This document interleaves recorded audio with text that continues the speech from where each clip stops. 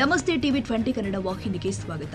ನಾಡದ್ರೋಹಿ ಕೃತ್ಯ ಎಸಗುವ ಎಂಎಸ್ ನಾಯಕನ ಜೊತೆ ಸಿಪಿಐ ಸೆಲ್ಫಿ ತೆಗೆದುಕೊಂಡು ಕನ್ನಡಿಗರ ಭಾವನೆಗೆ ಧಕ್ಕೆ ತಂದಿದ್ದಾರೆ. ಮಾಳಮಾರುತಿ ಪೊಲೀಸ್ ಠಾಣೆಯ ಸಿಪಿಐ ಜೆಎಂ ಕಾಲಿ ಮಿರ್ಚಿ ಅವರು ಬೆಳಗಾವಿ ನಗರದ ಸಂಭಾಜಿ ಮೈದಾನದಲ್ಲಿ ಸೆಲ್ಫಿ ತೆಗೆದುಕೊಂಡಿದ್ದಾರೆ.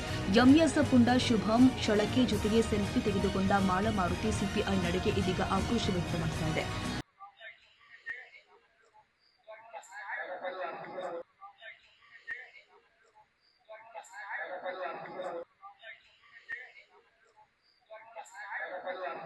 ರಾಜ್ಯೋತ್ಸವದ ವಿರುದ್ಧ ಕರಾಳ ದಿನಾಚರಣೆ ಮಾಡ್ತಾ ಇದ್ದವರ ಜೊತೆ ಸೆಲ್ಫಿ ತೆಗೆದುಕೊಂಡಿದ್ದಕ್ಕೆ ಆಕ್ರೋಶ ವ್ಯಕ್ತವಾಗಿದೆ. ಭಾಷಾ ಸಾಮರಸ್ಯ, ಶಾಂತಿ ಭಂಗ, ಕಾನೂನು ಸುವ್ಯವಸ್ಥೆ ಸೇರಿ ಹಲವು ಪ್ರಕರಣ ಆರೋಪಿ ಶುಭಂ ಶಳಕೆ ಭಾಗಿಯಾಗಿದ್ದಾನೆ. ಶುಭಂ ಶಳಕೆ ಮೇಲೆ ಬೆಳಗಾವಿ ಮಾಳಮಾರುತಿ ಪೊಲೀಸ್ ಠಾಣಾ ವ್ಯಾಪ್ತಿಯಲ್ಲೇ ಪ್ರಕರಣಗಳು ದಾಖಲಾಗಿದೆ.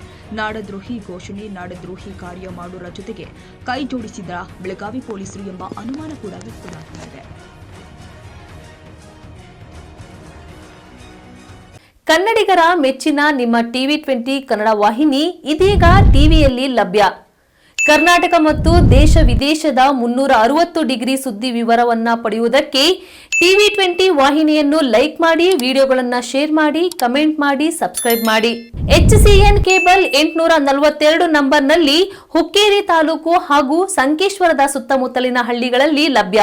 PCN ಕೇಬಲ್ 129 ನಂಬರ್ನಲ್ಲಿ ಹಾರುಗೆರೆ ಸುತ್ತಮುತ್ತಲಿನ ಹಳ್ಳಿಗಳಲ್ಲಿ ಲಭ್ಯ.